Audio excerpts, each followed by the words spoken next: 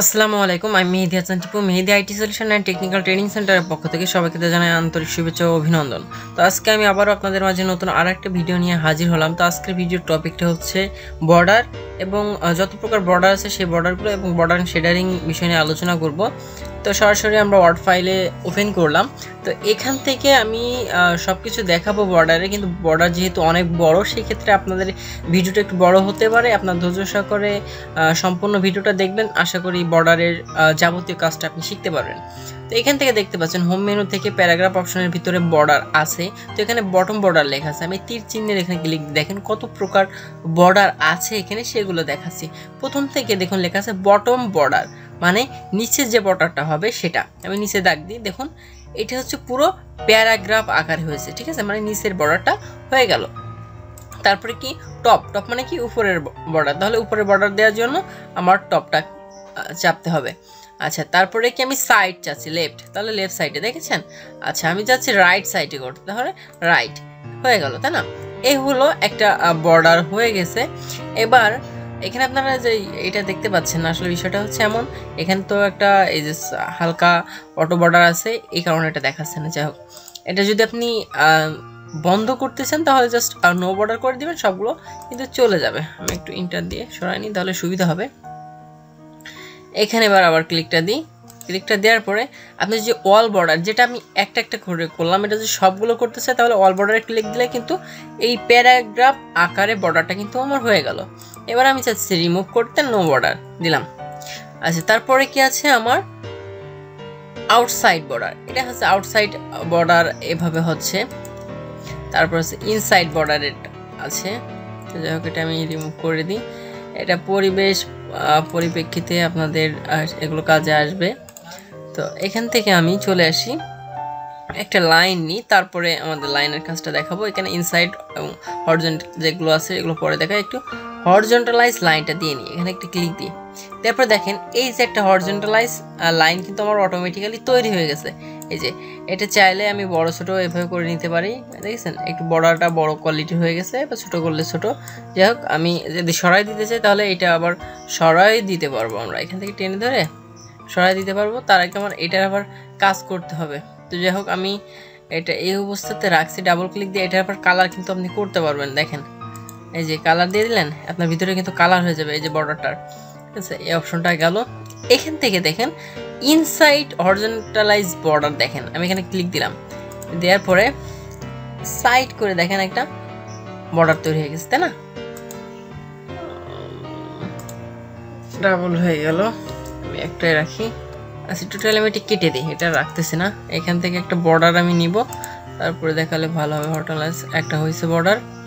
এবার আমি হরিজন্টালাইজ যখন বর্ডার দিলাম, দেখুন এই একটা বর্ডার ছিল, এর পাশাপাশি কিন্তু আরেকটা বর্ডার তৈরি হয়ে গেছে। এটা কখন তৈরি হয়েছে? আগে যখন আমি এটার কালার কম্বিনেশন করেছি তখন কিন্তু আমার এই বর্ডারটা হয়নি। তো এটা প্রথম অবস্থায় যদি থাকে তাহলে এর পরিপ্রেক্ষিতে আরেকটা বর্ডার এখানে তৈরি করে নেবে। এটা হচ্ছে হরিজন্টালাইজ বর্ডার, যেটা আমি আপনাদেরকে দেখালাম, ঠিক আছে।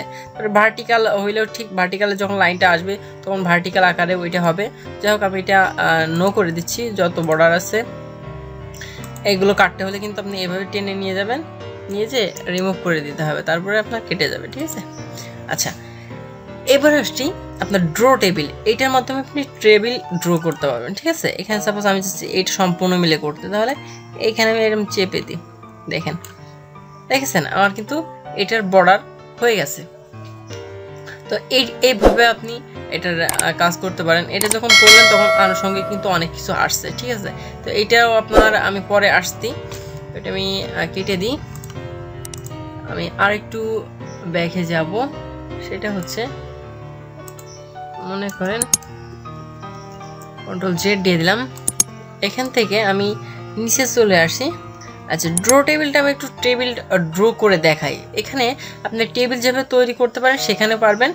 তো এখান থেকে আমি এই একটা টেবিল তো দেখলেন, আমি এখন একটা অরিজিনাল ভালো একটা টেবিল তৈরি করব। কীভাবে তৈরি করবো? এখানে আসে ড্র টেবিলে ক্লিক দিই। আমি চাচ্ছি প্রথমে এইভাবে একটা টেবিল নিয়েছি। আচ্ছা, এখান থেকে আমি চাচ্ছি এর মিডিল একটা সেকশনে দাগ দিব, দেখুন দিয়ে দিচ্ছি। এর মাঝে একটা দাগ দিব, দিয়েছি। এই সাইডে একটা দিব, দিয়েছি।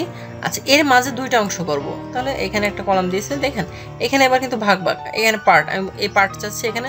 সাপোজ আমি এখানে লিখলাম 1 2, আর এখানে লিখলাম 0, ঠিক আছে। আচ্ছা, এখানে লিখলাম 4 + 5, এটা একটা লিখতে পারলাম জাস্ট একটা ইসের জন্য। আর এটা লিখে দিলাম ওয়াল। একটা টেবিল মনে করেন আমি তৈরি করলাম, এটা মিডিয়াল সেকশন করে আমি করে দিই কাজ। এই টেবিলের যখন কাজ আসবে পরবর্তীতে, তখন আমি এগুলো দেখাবো। জাস্ট আমি এখন একটা সিম্পলি ড্র করলাম, সেটা আমি দেখালাম যে ড্র করার মাধ্যমে আপনি করতে পারেন। এখন আমি চাচ্ছি যে এই দুইটা সেকশনের ভিতরে আমি এই দুটো একত্রিত করব। তাহলে কিভাবে করব? এই দেখুন, আমি যখন ড্র টেবিল করতেছি পাশাপাশি কিন্তু আমার আনুষঙ্গিক বিভিন্ন স্টাইল আসছে। এখানে দেখেন ইরেজের মাধ্যমে আমি কি করতে পারি, এই দুটো যদি কেটে দিই আমার কিন্তু একটাই হয়ে গেল, তাই না? এভাবে আমরা চাচ্ছি। আবার যদি চাই আবার নতুন করে ড্র করতে পারবো। দেখেন, দেখেছেন, ড্র করতে পারবো। আচ্ছা, আপনি যদি চান মোটা লাইন করবেন, দেখেন এখান থেকে আপনার লাইনটারে সিলেক্ট করবেন, সেই সিলেক্ট করা অবস্থায় আপনি ড্রটা করেন। দেখেন মোটা হয়েছে, এটা আপনি করতে পারবেন। তারপরে এখানে দেখেন সে কালার আছে, ঠিক আছে। আপনি চাইলে কালার এখান থেকে করতে পারবেন, ঠিক আছে। এগুলো আপনি অনায়াসে বিভিন্ন কালার কম্বিনেশন করে দিতে পারেন, এগুলো করতে পারেন। অথবা এখানে সিলেক্ট করে দেখেন এর বিভিন্ন ডিজাইন কিন্তু এখানে আছে, তাই না? তো আপনার যে ডিজাইনটা প্রয়োজন আপনি কিন্তু সেই ডিজাইনটা অনায়াসে করে দিতে পারেন, ঠিক আছে। তারপরে এখানে আবার কলাম আছে, ঠিক আছে। এই কলামগুলো আপনি সিলেক্ট করতে পারেন, এইভাবে আপনার কাজ করতে পারেন। বিভিন্ন ডিজাইন আসলে ভালো হয় এগুলো, ঠিক আছে। দেখেন আমি টিকিট লিখতে এটাও কেটে দিই। দেখেন এটা বিভিন্নভাবে আপনি কাজটা করতে পারবেন, ঠিক আছে। এইগুলো আপনি একটু দেখবেন, আমি জাস্ট বর্ডার কিন্তু পুরোপুরি দেখিয়ে দিলাম। আর এছাড়া আরও কিছু কিছু বিষয় আছে, যেমন ডিজাইনের কাজ যদি শেষ হয়ে যায় আমরা চলে আসি লেআউটে। এটা হচ্ছে টেবিলের আকারে বা এই স্টাইলের ভিতরে কিন্তু এগুলো পড়ে যাচ্ছে। তো আমরা সিলেক্ট করা যায় ওয়াল সিলেক্টে ক্লিক দিয়ে যদি এই আপনি column by column row by row select করতে চান, দেখেন সেইভাবে সিলেক্ট করতে পারবেন।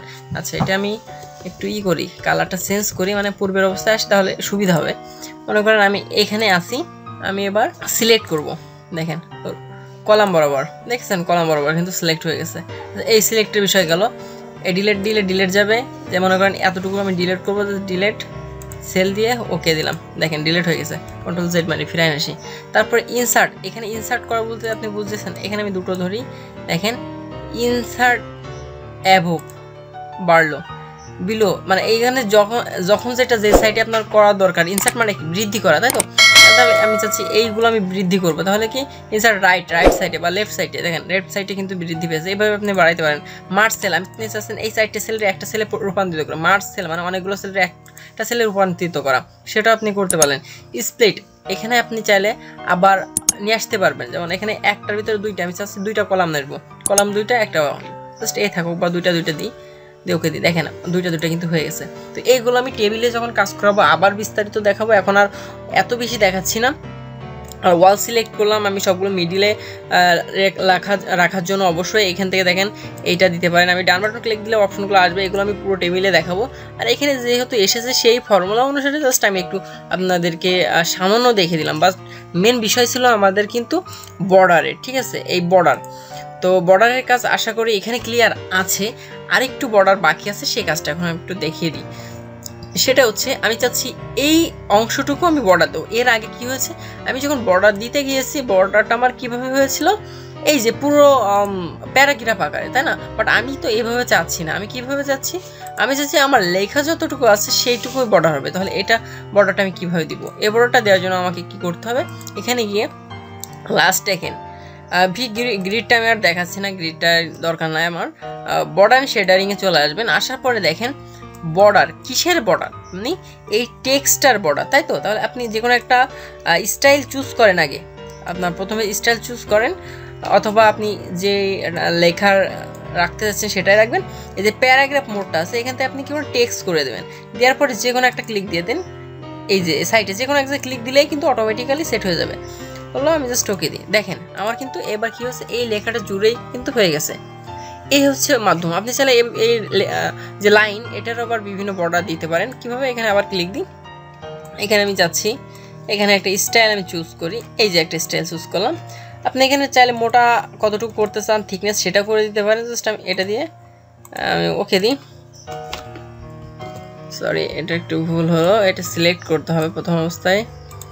করে এখানে আসলাম, আসার পরে টেক্সট মোড অবস্থায় আমি এখানে এটা সিলেক্ট করলাম, ঠিক আছে। এবার দেখুন ওকে হয়েছে। এভাবে কিন্তু করতে পারেন। আপনি এটার কালার করতে চাচ্ছেন, আপনি সেটাও করতে পারবেন। এখানে দেখুন অটোমেটিক আছে, বিভিন্ন কালার কম্বিনেশন আছে, আপনি চাইলে সেই কালারটা এখান থেকে সিলেক্ট করে দিন, দিয়ে ওকে দিন। দেখেন এটাও কিন্তু হয়ে গেল। তো এইভাবে আপনি চাচ্ছেন এটা করতে পারবেন। আবার আপনি চাচ্ছেন এটা রিমুভ করতে, কীভাবে রিমুভ করবেন জাস্ট তার আগে একটা জিনিস একটু দেখাই, সেটা হচ্ছে এরপর আপনি লিখবেন।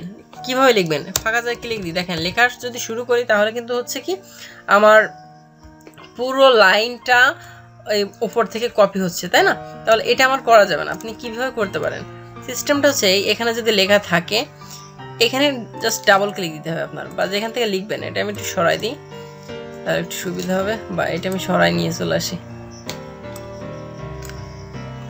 আচ্ছা এখানে আমি ডাবল ক্লিক দিই, এইভাবে লেখা শুরু করি। দেখেন ঠিক আছে, এভাবে করতে পারেন। আর এটা যদি মুছে ফেলতে চান বা রিমুভ করতে চান, এক্ষেত্রে আপনাকে কী করতে হবে, বর্ডারিং শেডারিংয়ে আসবেন। আসার পর জাস্ট আপনার যে প্যারাগ্রাফ অপশনটা আছে সিলেক্ট করে নিই, সিলেক্ট না করলে হবে না। এখানে ক্লিক দেওয়ার পরে জাস্ট এটা কী করবো, নান করে দেবো। দেখেন নান করে দিছে, দেওয়ার পরে ওকে দিয়ে দিই। দেখুন ঠিক আছে। তো এইভাবে আপনি চাইলে প্রতিটা বর্ডারের কাজ কমপ্লিট করতে পারেন, কোনো সমস্যা নাই। তো এভাবে যতটুকু প্রয়োজন, যে কাজটায় দরকার, আপনি বর্ডারিং শেডারিংয়ের মাধ্যমে আপনি বর্ডারগুলো কমপ্লিট করে আপনার লেখাগুলো সাজাতে পারেন, বিভিন্ন স্টাইলিং করতে পারেন, বিভিন্ন রেখা বা দাগ দিয়ে সাজাতে পারেন। তো যাই হোক, আমার ভিডিওটা যদি ভালো লাগে অবশ্যই একটা লাইক করবেন, আর যদি কোনো প্রশ্ন থাকে অবশ্যই কমেন্টস করবেন। আর যদি কোনো জায়গায় বুঝতে সমস্যা হয় তাহলে বলবেন যে এই জায়গাটা আমি বুঝতে পারিনি, অবশ্যই আপনাদেরকে আমি ক্লিয়ার করার চেষ্টা করব। আর ভিডিওটা একটু বড় হয়েছে, তারপরেও আশা করি বর্ডার অ্যান্ড শেডারিংয়ের যতটুকু কাজ ছিল এ টু জেড আপনি বুঝতে পেরেছেন। তো আমার ভিডিও ভালো লাগলে অবশ্যই একটা লাইক করবেন। যদি আবারও বলছি প্রশ্ন থাকে কমেন্ট বক্সে কমেন্টস করবেন। ভিডিওর ডেসক্রিপশনের নিচে আমাদের সাথে যোগাযোগের লিঙ্ক আছে, ওখানে গিয়ে প্রশ্ন করতে পারেন বা যোগাযোগ করতে পারেন। আমার চ্যানেল প্রতিনিয়ত ভিডিও যদি সবার আগে পেতে চান, সাবস্ক্রাইবের সাথে নোটিফিকেশন বেল বাটনটা ক্লিক দিয়ে রাখবেন। Thank you for watching my video.